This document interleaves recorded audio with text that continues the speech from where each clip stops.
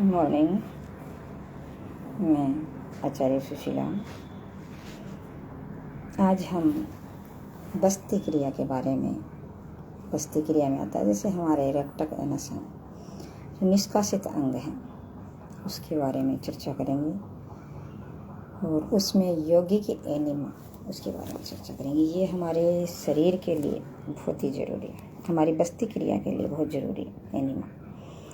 जब हम एनिमा ले लेते हैं तो हमारा जो आंतों की सफाई है वो अच्छे से हो जाती है। तो इस आंतों की सफाई के लिए ये मतलब एक अपना पंचक्रम में आता है ये चीज़। जब हम पंचक्रम क्रिया करते हैं तो एनिमा या बस्ती क्रिया वो हमारे लिए बहुत ही ज़रूरी है, एनिमा लेना। तो ये मल द्वार होता है से जल को खींच करके नौली क्रिया द्वारा, मल द्वार से हम जल को खींचते हैं या फिर किसी पाइप के माध्यम से, उस मल द्वार के माध्यम से मतलब क्या है कि इस पानी को अंदर चढ़ाया जाता है नौली क्रिया द्वारा, नौली क्रिया करते हुए, और जल को गुदा द्वारा निकालना बस्ती क्रिया कहलाता है, बस्ती क्रम कहलाता है। मतलब जल है वो मल द्वार से जल को खींच करके नौली क्रिया द्वारा जल को गुदा द्वारा निकालना बस्ती क्रम कहलाता है। इससे गर्मी के कारण होने वाले रोग, बवासीर है आदि में बड़ा लाभ मिलता है। जैसे बवासीर जिसके हो गई, बवासीर का मतलब जिसके वो बोलते हैं ना मस्से की प्रॉब्लम, तो उसमें बहुत ही फायदेमंद होता है। अगर उसकी ये बवासीर हो गई है तो एनिमा बहुत ही कारगर सिद्ध है इसमें। अगर एनिमा हम ले लेते हैं तो हमारे शरीर में और बहुत ही इजाफा होता है, जल्दी ठीक होने चांस रहते हैं। इससे आंतड़ियों का शोधन होता है। हमारी आंतड़ियाँ बोल रहे हैं, आंतें, जो छोटी आंत है, बड़ी आंत है, लार्ज इंटेस्टाइन और स्मॉल इंटेस्टाइन, इनमें बहुत फ़ायदा होता है क्योंकि यहाँ की सफाई है वो एनिमा से हो जाती है। अपान वायु की शुद्धि होती है। अपान वायु जो हमारी वायु है वो उसकी शुद्धि हो जाती है। कब्ज का टूटना, कब्ज टूट जाती है। गुदा व पेट संबंधी विकार हैं वो दूर हो जाते हैं। भूख बढ़ जाती है। इससे क्या होता है कि जैसे हम ये अपना एनिमा ले लेते हैं, उसके बाद में क्या होता है, वहाँ की सफाई होने से वहाँ का जो मल जमा हुआ है, वहाँ आँव जमी हुई है, वहाँ कफ जमा हुआ है, तो वो क्या है कि हमारे इससे अपना मल द्वार, इसके माध्यम से हम एनिमा के माध्यम से मल द्वार से होता हुआ हम इसको बाहर निकाल देते हैं।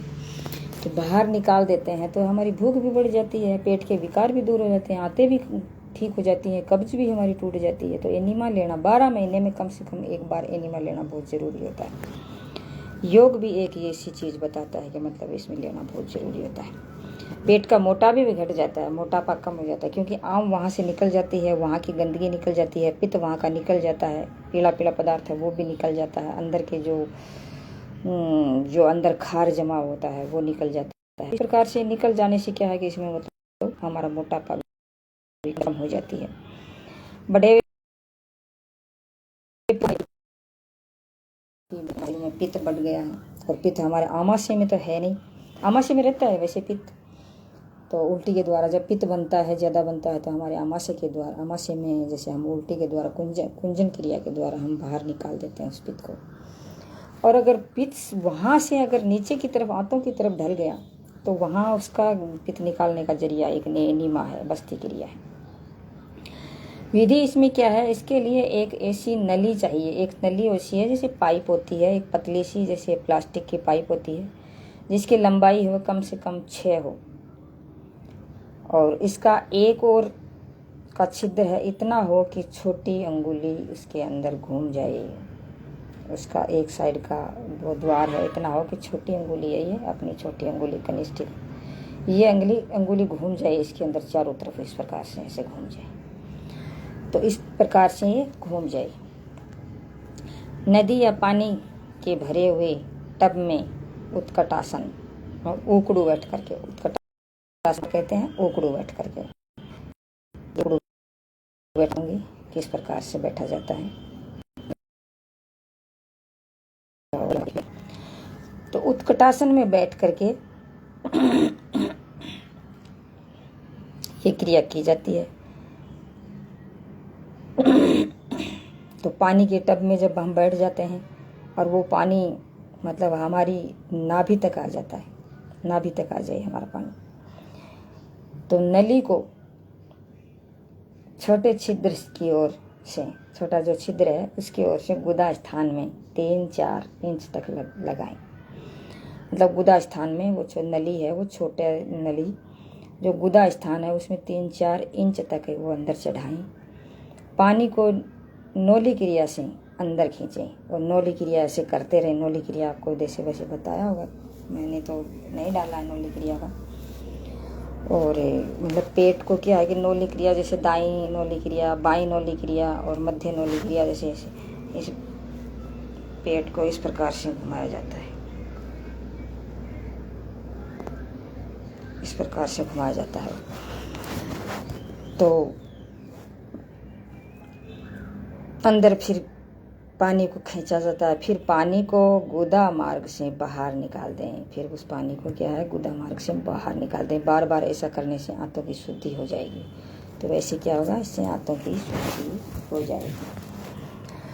और ये एनिमा है, ये एक आधुनिक और सरल और महत्वपूर्ण विधि है। इसके लिए एक विशेष यंत्र माने पात्र नली होती है, नली लेते हैं, पाव भर से लेकर के आधा किलो तक ताज़ा पानी इसमें भरकर ऊंचाई पर रख दें। मतलब ये पानी है वो अपन ने जैसे एक तो ऊपर बताया मैंने, जैसे मतलब उत्कटासन में बैठ करके टब में और नौली क्रिया के माध्यम से अपने पानी को ऊपर अंदर चढ़ाया जाता है और फिर वापस गुदा द्वार से बाहर निकाल दिया जाता है। दूसरा इसमें ये है कि मतलब पाव या आधा किलो पानी है उसमें भर दें। टूटीनुमा जो एक, वैसे टूटीनुमा तो नहीं होता लेकिन उसके पाइप लगी हुई, एक बर्तन होता है प्लास्टिक का, उसके पाइप लगी होती है। वो पाइप है जो अंदर है, मतलब ऊपर रख देते हैं अपने थोड़ी सी ऊंचाई पे और रख देते हैं। नोजल से पानी निकाल कर देख लें और उससे मतलब टोंटी वगैरह वो उसके लगी होती है और उससे पानी निकाल करके थोड़ा बहुत देख लें कि मतलब पानी अच्छे से बाहर आ रहा है कि नहीं आ रहा है, उसको आप देख लें। और फिर क्या करें, मतलब पेट के बल लेट जाएं या फिर करवट लेकर के लेट जाएं। फिर नोजल को गुदा से लगाकर पानी खोल दें। फिर गुदा द्वार है उसमें 1 आध इंच अंदर डाल करके और उसको पानी को खोल दें ताकि वो पानी है वो पूरा अंदर चढ़ जाए और उसको मतलब चढ़ाते जाएं। पूरा पानी अंदर जाने के बाद नोजल बाहर निकाल कर मूल बंद लगा लें। फिर नोजल को बाहर निकाल करके मूल बंद लगा लें। मूल बंद मतलब हमारा रेक्टक एनस है, उसको खींच करके रखें। निष्कासित अंग है उसको खींच करके रखें। और फिर क्या है कि पेट को दोनों हाथों से मालिश करें। फिर अपना पेट है उस पेट को दोनों हाथों से मालिश करें। फिर दाईं ओर करवट लेटकर बार बार पेट को पिचकाएं। फिर दाईं ओर करवट लेटें और फिर लेट करके पेट को बार बार पिचकाएं और पानी को 2-3 मिनट तक अंदर रखें। 2-3 मिनट या 10 मिनट तक आप रख सकते हैं, तो उसको अंदर रखें और उसके बाद सोच जाएं तो वो पूरा जो अंदर का जो पानी है वो सारा साफ हो जाएगा और आपको अच्छा महसूस होगा, आप स्वस्थ हो जाएंगे। अंदर की जो आंतों का जो गंदगी है वो बाहर निकल जाएगी। विशेष बात इसमें ये है कि ये नोजल को गुदा में लगाने से कठिनाई हो तो नोजल या गुदा में और सरसों का तेल लगाएं। सरसों का तेल लगा करके फिर इसको अंदर चढ़ाएं, नहीं तो वो फट सकती है या खून आ सकता है, बवासीर होने के चांस रहते हैं क्योंकि वहाँ नाजुक चीज़ होती है इसलिए। दूसरा इसमें क्या है कि नोजल को गुदा में लगाने से पूर्व थोड़ा पानी निकाल लें ताकि वायु नली से बाहर निकल जाए। वायु उसके नली के अंदर जो बाहर आई वो अंदर है वायु, थोड़ी बहुत वायु सब जगह रहती है। अगर वो मतलब उसको नोजल को चला करके उस पानी से वो थोड़ा सा पानी बाहर निकाल दे ताकि वो अंदर जो थोड़ी बहुत वायु है वो बाहर निकल जाए। अंत में नोजल को साबुन आदि से धोकर साफ कर लें। और प्रातः सोच जाने के पश्चात ही यौगिक एनिमा का प्रयोग करें। मतलब प्रातः जब हम सोच जाते हैं, सोच जाने के बाद में इसी यौगिक एनिमा का प्रयोग करें। इससे क्या है कि हमारा बहुत ज़्यादा फायदा होगा। तो ये हमारी एनिमा की क्रिया है। एनिमा हमारे लिए बहुत ज़रूरी है। और जिसके मतलब बवासीर हो गई है, और मतलब क्या बोलते हैं उसे, बवासीर, ये अपना क्या, ये देखो नाम अभी बात से निकल गई है, दिमाग से निकल गया, ये मस्से की प्रॉब्लम। इस मस्से की प्रॉब्लम जिसकी हो जाती है, तो उसको इससे निकाल देने से, एनिमा चढ़ा लेने से और एनिमा का प्रयोग करने से, और हमारे शरीर में क्या होता है, बवासीर है वो ठीक होने के चांस रहते हैं। अगर ठीक हो जाते हैं तो हमें फ़ायदा ही फ़ायदा है। और थोड़ी बहुत अगर आप दवा ले सकते हैं। वैसे बहुत से लोगों को मैंने देखा है कि ये अपना जो बवासीर की समस्या है, ये इसके बारे में भी मैं वीडियो डालूँगी। बवासीर की समस्या है वो व्यक्ति के मतलब पूरे जीवन पर रहती है, प्राय बहुत से लोगों, क्योंकि ये एक ऐसी चीज़ है, ऐसी बीमारी है जिसको व्यक्ति हैं वो शर्मा जाते हैं और बताते नहीं। और बताते नहीं हैं तो वो क्या है कि उसमें अपनी बात को छुपाए रखते हैं, तो उससे क्या होता है, नुकसान होता रहता है। और हमेशा ही उससे खूनी दस्त हैं या खूनी जो बवासीर है ये चलता रहता है। और किसी के तक क्या होता है कि जैसे ये मस्सा है जो शरीर के अंदर रहता है, और किसी के क्या होता है इस शरीर से बाहर आता है, और बाहर आता है वो तो बहुत ही कठिनाई होती है उसमें। क्योंकि मतलब कई व्यक्ति आपको देखा होगा, जैसा ज़्यादातर मतलब जिस व्यक्ति की कब्ज होती है वो व्यक्ति इस चीज़ से पीड़ित ज़्यादा होता है। तो इसको मतलब अपन को ये करना है, कभी भी ऐसी समस्या हमारे न आए, ताकि हम इस चीज़ से परेशान हों। तो इसको जल्दी से जल्दी मिटाने की ज़रूरत है। तो ये बवासीर है, इसको मिटाने के लिए एनिमा बहुत ही सुंदर और कारगर एक मतलब क्रिया है, जो योग की एक पेथी है, जिसको हम मतलब समूल नष्ट कर सकते हैं। कुछ थोड़ी बहुत मतलब अपने योगा और व्यायाम के माध्यम से, और कुछ अपने इस एनिमा के माध्यम से, कुछ या थोड़ी बहुत ज़्यादा अगर खूनी जो बवासीर है तो उसमें थोड़ा बहुत जैसे अपन कुछ डॉक्टर की सलाह ले सकते हैं, दवाई का प्रयोग हम कर सकते हैं। जैसे पीछे गर्मियों में मेरे इस बवासीर की प्रॉब्लम हुई थी, और कुछ मैंने डॉक्टर की सलाह ली, और फिर योगा तो मैं वैसे करती हूँ, क्योंकि मेरे लगभग ये लगता था जैसे मतलब कम से कम 12 महीने से मुझे ये लग रहा था कि जैसे मेरे ये बवासीर है। और पता नहीं था कि मतलब है, लेकिन ये अंदर से ये लगता था कि जैसे अंदर बाहर की तरफ मतलब जोर पड़ रहा था, महसूस हो रहा था। फिर धीरे धीरे मैंने क्या किया कि मतलब हालांकि मुझे पता नहीं था कि अंदर मतलब कुछ हो सकता है, लेकिन मैंने ये ज़रूर सोच लिया था कि कुछ अंदर कुछ न कुछ ज़रूर है, ऐसे तो नहीं हो सकता। या तो कोई गर्भाशय खिसक गया होगा, लेकिन गर्भाशय खिसकने का तो कोई मतलब ही नहीं, क्योंकि मतलब ये एज ही वो मतलब योगासन में बीती है मेरी सारी, तो ऐसा तो हो ही नहीं सकता। नहीं तो गर्भाशय भी खिसक के बाहर आ जाता है, ऐसी कोई बात नहीं है। लेकिन फिर मैंने सोचा कि मतलब ये तो नहीं हो या न हो, लेकिन अपन को अपना इसका इलाज चलते हुए रखना है। तो मैंने क्या किया, वो ही जो योगासन मतलब जो हमारे बवासीर में काम आते हैं उसको मैंने करना शुरू कर दिया। हमेशा मेरे डेली रूटीन में ले लिया, मतलब हमेशा मैं उस जो बवासीर में काम आता है, जो मस्से में काम आता है, वो योगा हम 12 महीने से लगातार कर रही थी। पहले नहीं कर रही थी मैं, लेकिन 12 महीने से मैं कर रही थी। इससे क्या हुआ कि वो अंदर से क्या हुआ कि मतलब उस योगासन करने से वो क्या है कि फूट चुका था, और फूट गया, और वो 1-2 दिन के अंदर ही अंदर दस्त के साथ वो पूरा ब्लड है वो बाहर निकल गया। और उसके बाद में थोड़ा सा डॉक्टर से ट्रीटमेंट लिया 5-7 दिन का, और उसके बाद में मेरा योगासन अब भी फ़िलहाल चल रहा है। तो आज मैं बवासीर से मैं निजात पा चुकी हूँ और कोई प्रॉब्लम नहीं है मेरे। तो इसलिए मैं ये मानती हूँ कि हर चीज़ का इलाज अपने योगा में है, अगर करना चाहें तो। अब मैं आपको जो एनिमा जो बैठ करके हम करते हैं, किस प्रकार से करते हैं, उसके बारे में मैं आपको बताती हूँ।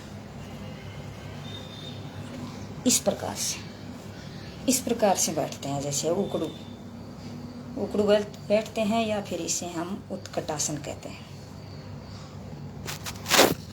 ये मेरे लहंगा है, इस लहंगे में दिखाई भी नहीं दे रहा है। इस प्रकार से जैसे ये घुटने हैं मेरे दोनों, और इस प्रकार से बैठते हैं। इसे उत्कटासन या उकड़ू बोलते हैं उसे।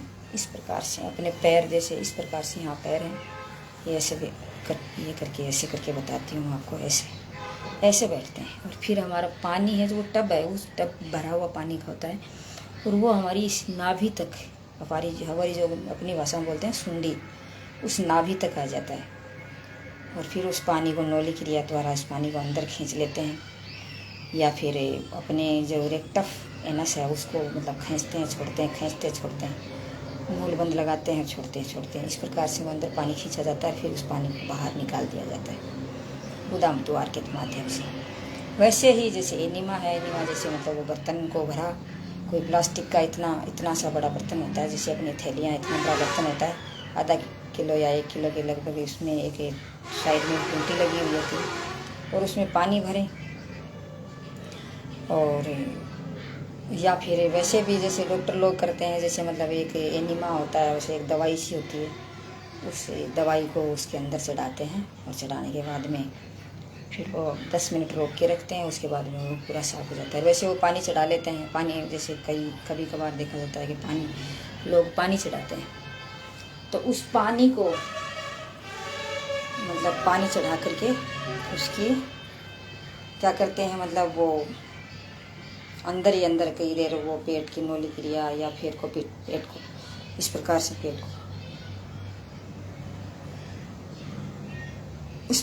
पेट को पिचकाते हैं, और पिचका करके फिर इसको छोड़ दिया जाता है।